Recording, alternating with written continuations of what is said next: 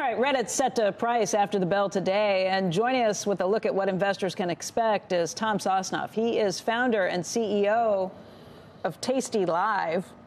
Tom, you're an investor in Reddit. When did you buy into this? Last summer. And that was when the valuation was for $10 billion for Reddit at that round? No, I did it on a private offering. I guess insiders were selling, and it was on a $5 billion valuation. Okay, so what do you think about the IPO, the day it's pricing? Tonight it's going to price after the bell. Tomorrow we'll see the first trade. Where are you thinking about all of this?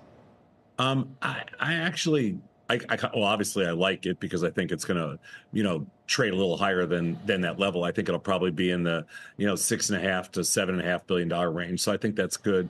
I think Reddit's going to be a really interesting play because it's going to be the only kind of tradable for most investors, the only tradable pure like social media app. So I kind of like it from that, in that regard.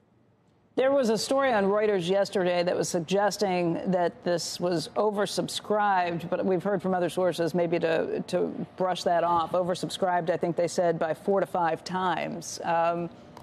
What do you think the level of interest is? We don't do IPOs. We're a brokerage firm, but we don't participate in IPOs. It's just not our business.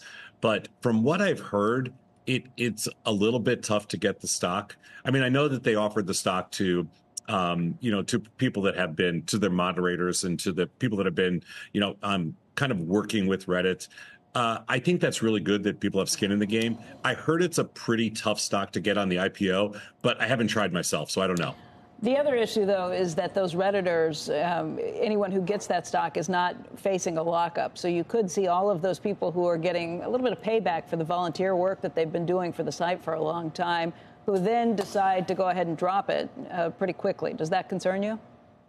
It doesn't concern me because I think that generally, if you've kind of been on Reddit and you've been participating from last 10 or 15 years or last 2 years, whatever it is, you're probably just going to be naturally a contrarian, a little bit bearish. But I think that eventually the marketplace will win you over. So I think that's I think it might be a nice payday, but I don't think it'll have any effect long term on them. Meaning that you plan to be a long-term shareholder? You're not going to sell your stock in the next few months? Well, I can't. Anybody that participated in previous rounds, you're locked up. Yeah, we're locked up for at least 6 months, I believe, but I don't know at least 6 months. Tom, Reddit has been such a fan favorite, a place that people love to go and has such huge loyalty from the people who are users. But at the same time, the company's never been able to make money. Why do you think that is?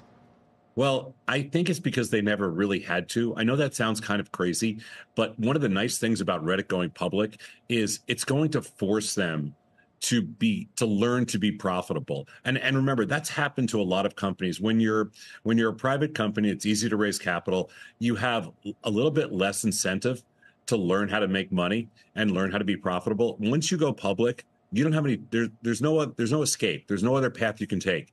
So I think Reddit, I think it's very natural, and Reddit will learn how to monetize. Their customer base is huge, and their participation level is really steady. I think they will learn how to monetize their customers, and they probably will surprise people. Just this week, we heard this claim from Nokia about patent infringement. Have you been able to dig into that or get any details on it? Not dig into it at all, but I read about it just like you and everybody else. I kind of feel like it's kind of a PR play, kind of a cheap shot by Nokia because they figured they'll get some press on it. So I don't read anything into it. I kind of think it's almost like every time a company files for an IPO, somebody files a lawsuit because they think it's an easy settlement. I kind of think it's the same thing for Nokia. I don't give that any leverage whatsoever.